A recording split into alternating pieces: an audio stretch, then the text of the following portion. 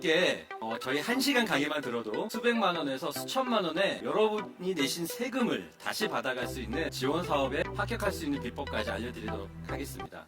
자, 이건 작년 사례였고요. 이제 올해 따끈따끈한 사례를 말씀드릴 텐데 24년 사업은 지금 계속 진행되고 있고요. 특정 사업은 먼저 시작한 사업은 이미 선정 발표가 됐습니다. 그래서 제가 선정 받으신 분들 문자 이런 정보들을 좀 기반으로 해서 말씀을 드릴 텐데, 자, 우선 재창업 사업화에 선정되신 분 오늘 나오셨어요. 이분은 65세 초고령자세요. 지원 사업이 어려워서, 나이가 어려서 뭐 많은 사람 할 수 없지 하는 분들 많이 계시죠. 아니란 걸 제가 설명드리기 위해서 사례로 뽑아왔습니다. 이분은 남대문 시장에서요, 키링 제조를 하시는 분이세요. 그런데 제조업임에도 불구하고 도소매 유통업자로 계셨어요. 그래서 업종 전환을 활용하셔서 올해 재창업 사업화에 선정되셨습니다. 현재 이 돈으로 글로벌 키링, K키링을 만드시겠다는 큰 포부로 하고 계세요. 나와 계신데 우리 라이브의 장점을 이용해서 박수 한번 쳐드릴까요? 잠깐 일어서 주세요. 네.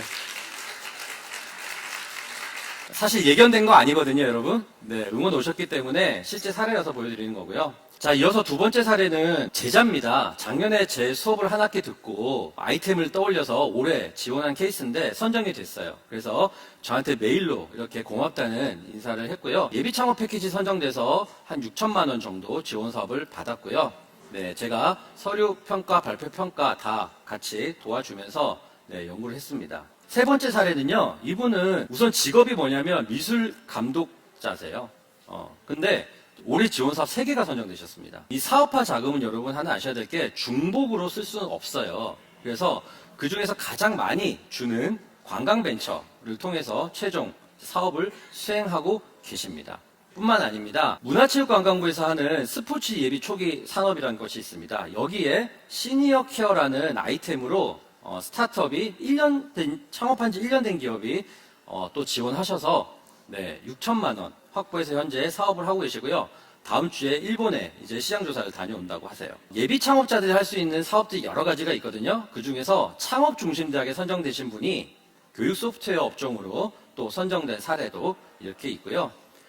같은 재창업 사업한데 이번에는 멀리 창원에서 빨래방을 운영하시던 분인데 이거를 재창업으로 하셔서 받으신 사례가 있어요. 이 아이템은 기존 경쟁이 심한 그런 빨래방에서 이제 애완견, 같이 사용할 수 있는 그런 분리된 공간으로 아이템을 정하셔서 사업을 하고 계신 사례입니다. 자, 이렇게 소상공인시장진흥공단 사업만 제가 우선 좀 몇 가지 보여드렸습니다. 사례를. 물론 중기벤처부에 있는 스타트업들도 보여드렸죠. 아까 제가 말씀드린 사이트 4개 중에 하나예요. 소상공인시장진흥공단에 들어가시면 지원 사업 측면에 이렇게 많은 항목들이 있죠. 이 모두가 사실 여러분들이 사용할 수 있는 사업들이에요. 하나하나 여러분들이 좀 보시고 나에게 맞는 지원 사업 어떤 것들이 있는지 미리 선점해 두셨다가 올해 또는 내년에 준비하셔서 지원하신다면 여러분들도 좋은 성과가 있으리라고 생각됩니다. 자, 이번에는 이제 스타트업에 대해서 좀 보겠는데요. 스타트업은 어렵죠. 자신만의 독특한 기술 가지고 있는 그런 소규모 기업을 얘기합니다. 우리나라에서는 벤처기업이라고도 제한을 두고 얘기를 하는데 벤처기업 육성에 관한 특별법 제정을 해서 지원을 다양하게 하고 있습니다. 그러면 너무 어렵다는 생각하시죠? 어렵지 않습니다. 사례를 보여드릴게요. 낯익은 분이시죠? 작년 기사에 나왔고요. 이분이 작년 환경창업대전에서 입상을 하셔서 우수상을 받으셨어요. 제가 발표평가를 갔는데 낯익은 장동민 님이 나오셨더라고요. 이분의 아이템이 뭐냐면, 자, 그림에서 보시는 바와 같이 페트병에 붙어있는 뚜껑을 따면 포장지가 같이 떨어지는 거예요. 그래서 분리수거할 수 있는 그런 환경 아이템이었는데 이 아이템을 특허 등록까지 받으셨어요. 그래서 작년에 우수상을 받으셨고 아마 올해 이제 더 많은 자금들을 지금 활발하게 받고 계실 것 같습니다. 그래서 생활 속의 아이디어도 혁신적이기만 하면 충분히 여러분 생각할 수 있는 아이템이 될 수 있다는 것을 제가 설명해 드리기 위해서 좀 사례를 보여드렸습니다. 자, 이번에는 이제 업종 전환입니다. 앞서서 소상공인시장진흥공단에서 하는 업종 전환 재창업 사업도 보여드렸지만 이번에는 이제 스타트업 쪽인데요. 쇼핑몰을 원래 운영하시던 27세 직장 여성분이세요. 요즘 여러분 엔잡러 세대죠. 그래서 여러 가지 일들을 하시는데 최초에는 초기 운영자금 1,000만 원을 가지고 온라인 쇼핑몰을 하셨습니다. 그런데 이분이 이제 장사가 잘 되니까 내 브랜드 한번 만들어보자 하는 그런 이제 욕구가 생기셨고요. 그래서 지원 사업 통해서 7,000만 원 확보를 하셔서 결국 기능성 의류 아이디어에 입각해서 옷을 만들었습니다. 그래서 현재 성공을 거두시고 있는 그런 사례고요. 이번에는 지역 주력 산업을 활용한 사례입니다. 미용업을 하시던 세 분의 동업자셨는데 선후배 관계셨어요. 원래 이분들이 인천에서 사업을 하셨습니다. 그런데 내성 발톱 치료라는 이런 아이디어를 가지고 제품을 만드셨어요. 근데 이 제품도 실은 중국 제품에서 힌트를 얻으셨어요. 그리고 자신들만의 차별화 아이디어를 담아서 마찬가지 특허 등록도 했고요. 의료기기 인증까지 받으셨습니다. 자, 의료기기는 전국에서 원주 지역이 의료기기 중점 지원 대상으로 많이 밀어주는 그런 지역이에요. 그래서 개발하느라고 돈을 다 쓰셔서 자원이 좀 부족한 상태였고요. 저희가 원주로 이전하는 게 어떻겠느냐 권고 드렸고 받아들이셔서 원주로 이동했더니 사무실도 공짜로 주고요. 그리고 중앙부처 사업뿐만이 아니라 지자체 사업도 받으셔서 억 단위로 중복해서 사업을 하시고 계십니다. 현재 프랑스에도 다녀오시고요. BTS랑 같이. 그래서 광고 홍보도 월등하게 잘 되신 사례고요. 현재는 유사한 사업으로 다각화해서 여전히 사업을 잘 하고 계신 사례입니다. 자, 이렇게 연간 창업 지원 사업만 보더라도 연초에 발표가 되면 내용이 아주 두꺼운 책자가 나올 정도로 많습니다. 그래서 여러분 이걸 다 보시기 힘들잖아요. 민간 기업에서 이렇게 요약을 해놓은 자료들도 있으니까 미리 체크해 두시고 공고일자, 예정 공고일자를 미리 목표해 두시고요. 또 나만의 지원사업 목록표를 좀 만들어 두시면 여러분들이 골라서 지원을 해서 활용하시면 좋겠다는 측면에서 자료를 보여드립니다. 이어서 정부 지원 사업 합격 전략에 대해서 말씀드리겠습니다. 우선은 지원 사업에 대한 로드맵부터 여러분이 좀 그리셔야 될 필요성이 있겠죠. 그런데 여러분들이 생각하는 아이템이 있다면 이왕이면 정부가 바라보는 지원 방향으로 결을 좀 같이 한다면 훨씬 지원 사업의 혜택을 누릴 수가 있다. 그래서 그 부분을 미리 정부 지원 사업 방향과 같이 생각해 주시고, 그리고 여러분들한테 맞는 지원 사업을 발굴하셔야 되겠죠. 아까 사이트들 보여드렸죠. 그 사이트를 통해서 정보를 받으시면 되고요. 자, 이제 여러분들 사업계획서를 작성해야 되는데 사실 이 부분에서 애로사항들이 많다고 하세요. 그런데 어렵지 않습니다. 내 사업을 하는데 계획서 한 장 없이 여러분 사업할 수 없는 거 아니겠어요?